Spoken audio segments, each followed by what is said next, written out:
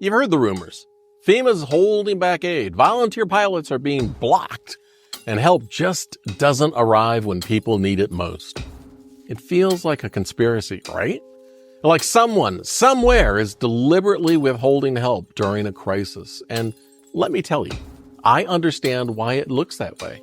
I've been there myself on the ground and in the air and seen the chaos firsthand. But there's a bigger truth behind what's happening, and by the end of this, you'll understand how disaster relief really works and why it's not as simple as a conspiracy.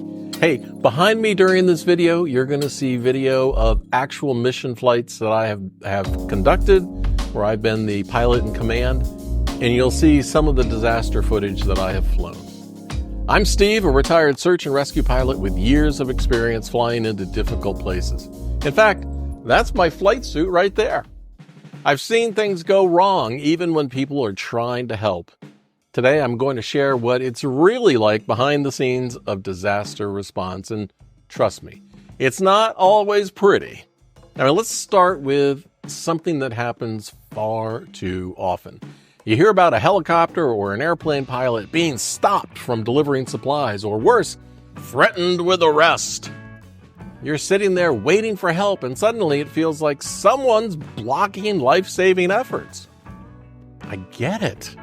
It sounds outrageous, and trust me, I've been there. I've flown into disaster zones and witnessed this firsthand, but what you don't see from the ground is how quickly the skies can turn deadly in a disaster. Picture this. I had one damn close call flying into Wilmington, North Carolina after a hurricane.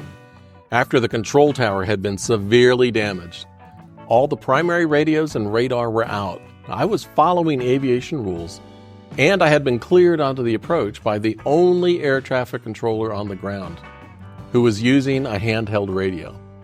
Just as I was landing, another pilot cut me off, and I had to do an emergency go-around. My hands were sweaty on the controls, and for a split second, I thought we were done for. If I hadn't caught him out of the corner of my eye, it would have been a disaster. And that's not the only time that's happened. Every relief effort I've flown has had a similar situation. And once I was flying hurricane relief into New Orleans, and I had an even closer experience. I was again following aviation protocols that cleared us for the approach by air traffic control. And another aircraft came so close, I still don't know how we missed each other. My heart was pounding and the cabin was eerily silent as we barely avoided disaster.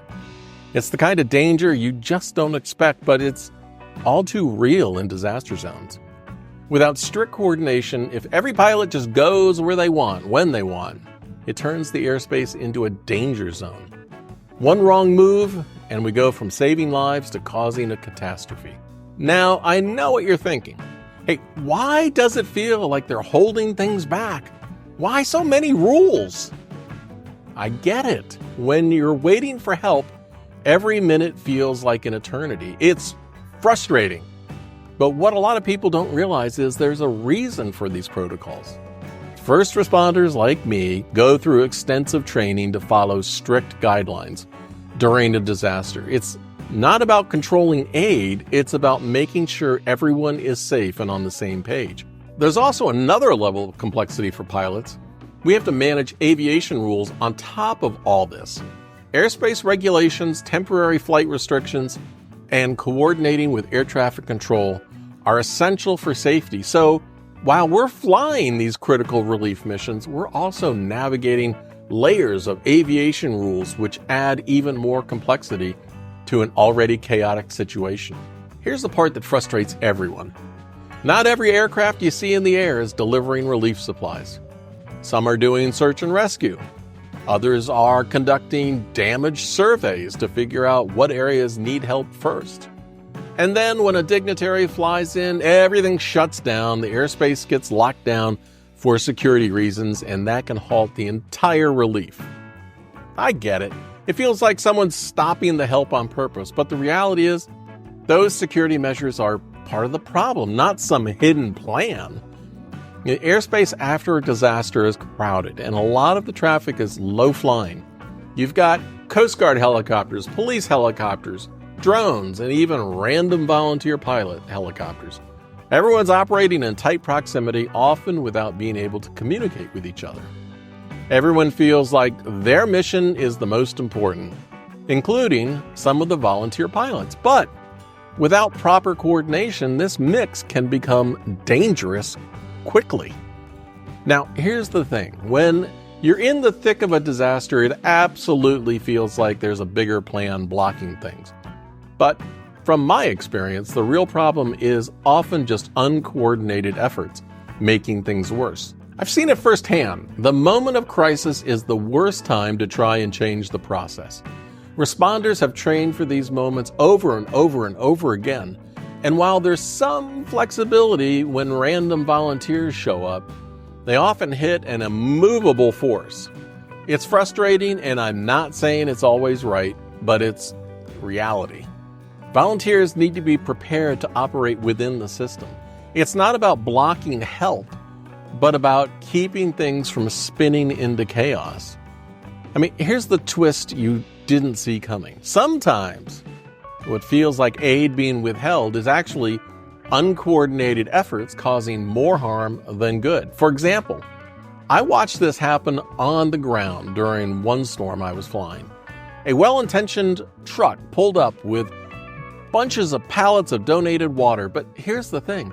The pallets were too large. They were the wrong size to fit side by side into the Army helicopters being used. The crew could only load half of the water and had to leave the rest behind.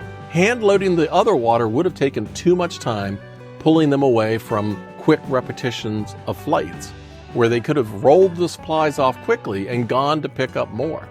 As a result, only half the donated water made it out on that flight. This is what I mean by uncoordinated efforts. It's not that someone's blocking the help, it's that the system just can't handle every well-meaning effort. It's not about intent, it's about capacity.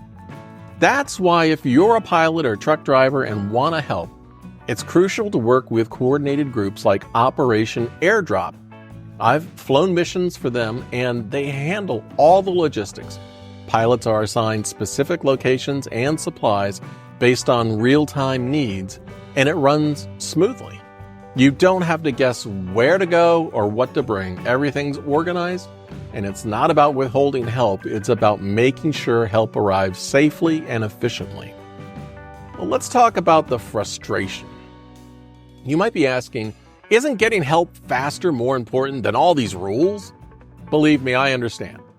But here's the reality. If we rush in without following a plan, we risk making things worse. A plane or helicopter landing in the wrong spot could block access for ground crews, or worse yet, put lives at risk. The very help you're waiting for could end up causing delays for others who need it just as badly as you do. And it's not just about the skies. Roads are destroyed, communication is often down, and the infrastructure, even electricity we rely on them to help people, is in ruins. So while it might seem like nothing's happening, the truth is it's all happening all at the same time in the background. Coordinating hundreds of responders and thousands of supplies takes time, but it's what separates organized relief from just outright chaos. Now, here's another personal story to help. I once flew an entire airplane full of toilet paper into a disaster zone. Now, you might be thinking, toilet paper? Really? But this wasn't based on guesswork. It was what the frontline agencies specifically requested because it was most needed at the time. That's the key difference between what professionals know and what people assume. People think of things like water, blankets, food, but what's actually needed at that time is often different. In this case, there was already an overstock of water sitting in warehouses, but the shelters were desperate for hygiene supplies. This is why well-meaning donations can sometimes slow things down. A lot of people's instinct is to gather up supplies like food, clothes, water, blankets, and drop them off at a relief center. While it comes from a place of generosity, the truth is that can actually overwhelm the system and slow down relief efforts. The best thing you can do to help: donate money to trusted relief organizations. They know what's needed based on real-time information from the ground. When you donate money, those organizations can buy exactly what's needed. They can buy it in bulk and get it to the right place faster. Now, let's talk about the people who think FEMA is part of a bigger plan to control us or to withhold aid for some reason. I've heard these conspiracy theories, and when you're stuck waiting for help, they might start to sound plausible. But here's what I've seen from the inside. FEMA, along with state and local agencies, the National Guard, and the military, is working around the clock to coordinate resources and to get aid where it's needed most. It's not perfect, far from it, but it's not a conspiracy. It's a massive logistical operation, and sometimes things don't move as fast as any of us want them to.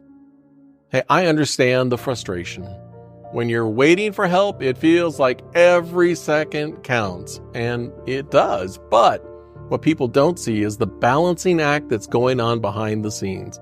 We're trying to get help to you as fast as possible, but we're also making sure that the response is coordinated and safe. While it might look like FEMA, the fire department, or pilots are dragging their feet, the reality is that we're working to make sure that everything runs as smoothly and safely as possible. It's not about control or conspiracies. It's about managing a response to an unimaginable complex situation. In a disaster, things are rarely as simple as they seem. The delays aren't because people don't care or because there's some hidden plan or agenda. It's because disaster response is a delicate balance of moving quickly while keeping things organized and safe. Everyone on the ground and in the air wants the same thing: to get help to you and your family as fast as possible. Now you know more of the story. If you like this video, hey, be sure to watch this one next and continue your journey. See ya!